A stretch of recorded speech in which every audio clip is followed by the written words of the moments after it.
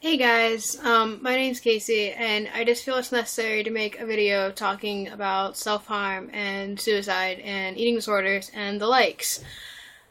And honestly, I don't know why I felt like doing this. I just had the urge to, and so here I am, and I'm going to talk about it.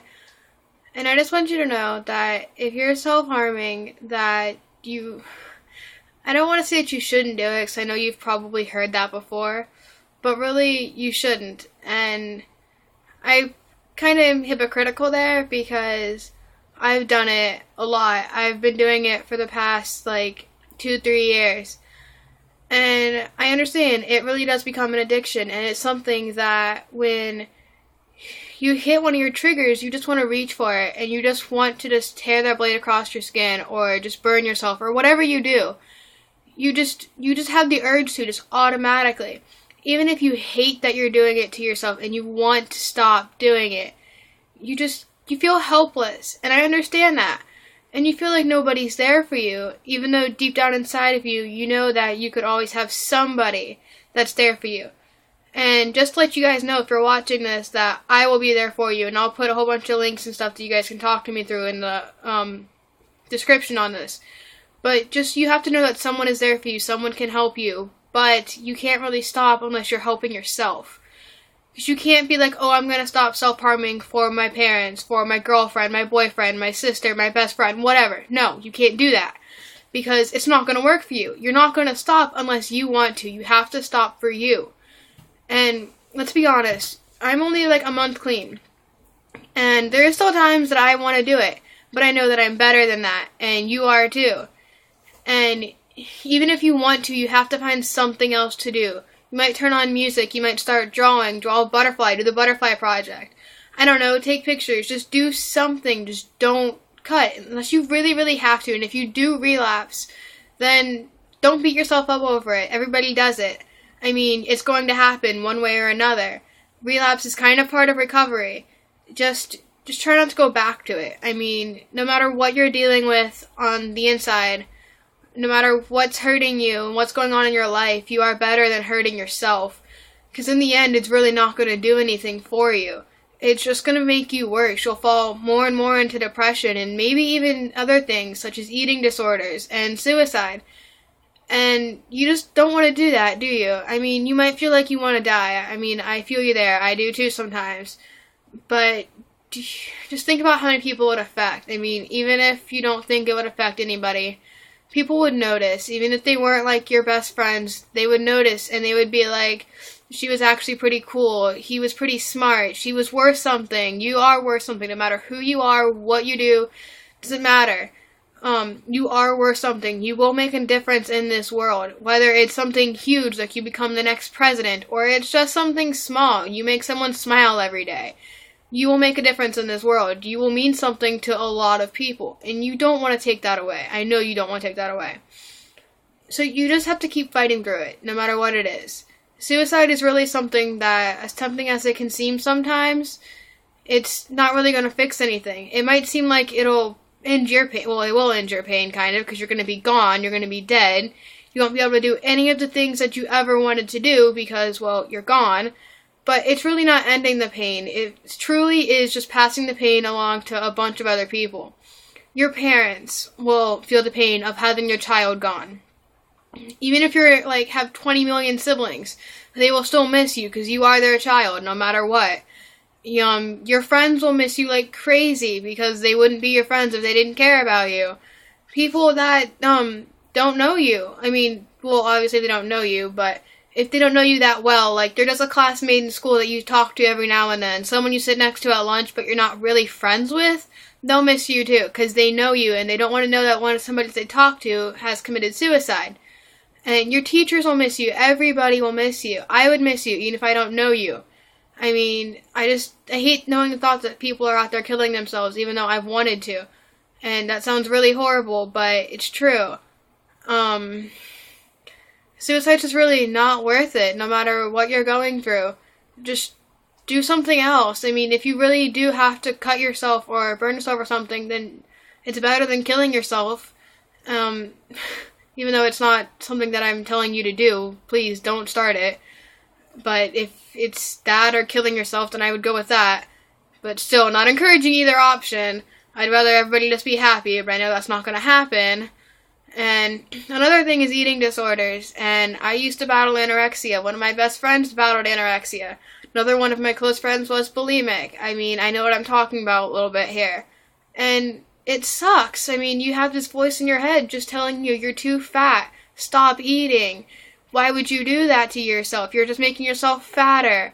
Don't eat that. You don't want that. Even if you really do want that, if you've had nothing to eat that day, and it's just even like a glass of milk, I would look at it and I'd be like, I don't want that. That's too many calories.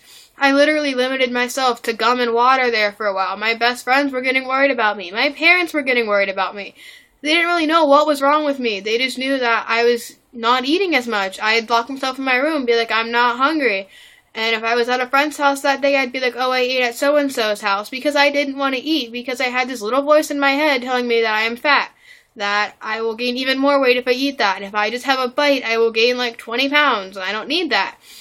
And it's something that you just can't escape, because it's not like everybody's telling you, oh my god, you're so fat, but it just makes you feel, because it's yourself, you're basically attacking yourself. You feel like nobody likes you because you're fat. Nobody likes you because your thighs are touching. Oh, and that's another thing. Everybody's thighs are touching. I mean, that doesn't have to do if you're fat or skinny. You can be the tiniest person in the world, but your thighs could still be touching. It's just a matter of how big your hips are. So please, don't try to work for no thigh gap if you can't get one. Honestly, it just bugs me because I've been through it. But, really, it just sucks it away from. And if you are going through an eating disorder, just try to get help for me. Just eat a little bit. Just work yourself up to try to get better, because really, eating disorders are a disease. And if you don't want to tell your parents, just tell somebody, a friend or something. Just try to get yourself some help, because it's really not going to do you any good. Try to get skinny the healthy way if you really want to be like average weight. If you don't feel like if you're not happy with your body, then just try to do it healthily. Don't starve yourself. Don't puke up your food. I mean, really, it's just not worth it. It's not going to get you anywhere in life. I mean, you're just going to make yourself feel like crap more so than you do. I mean, I get it. You're self-conscious. I am too. I'm extremely self-conscious. But doing that to yourself isn't something that you'd want to get into. And if you are battling with an eating disorder, it's really not healthy. And I don't want to be like, just eat, you'll get over it. But, I mean, just try to start helping yourself. Just eat. Just start off small. Just stop working out 24/7. Do, like, a smaller routine once a day. If you really feel like you have to work out every day, then just do something that's not crazily extremes where you're burning off, like, 2,000 calories by doing it. Don't push yourself. I mean, well, push yourself somewhat, because if you don't, you're not going to get anywhere. But don't push yourself too much. Don't push yourself to extremes. Just keep it, I don't know how to word it, and don't beat yourself up over eating something. If you eat bad one day, then just eat healthy the next day. Just try to keep yourself eating healthily. Don't eat a whole bunch of junk food and crap. It'll really benefit you. I promise. You don't want to be doing this to yourself. I know that you probably just want to be like a normal person. I think everybody does. I know I just feel really strange and just want to be normal sometimes.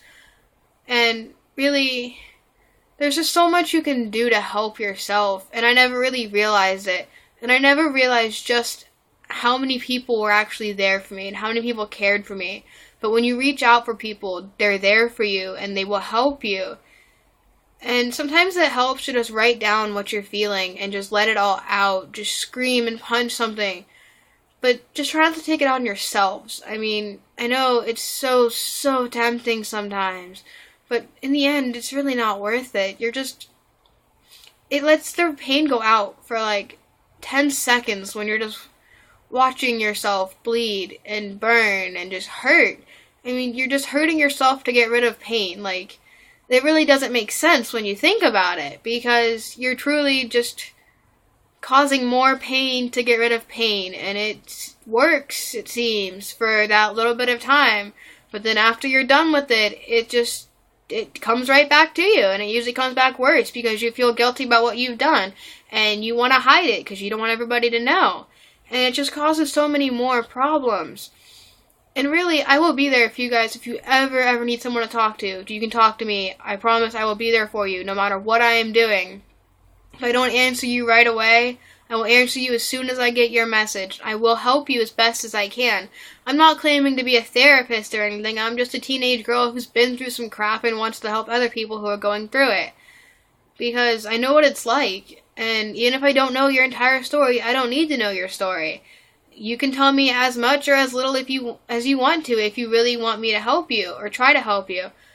It's just something that you just can't do on your own. You just kind of need someone there who knows what you're going through and knows what you're feeling so that they can understand you so you don't feel so alone.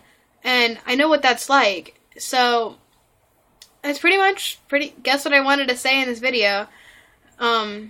Just don't hurt yourself. You don't have to, just please don't. And I guess that's it. So, bye!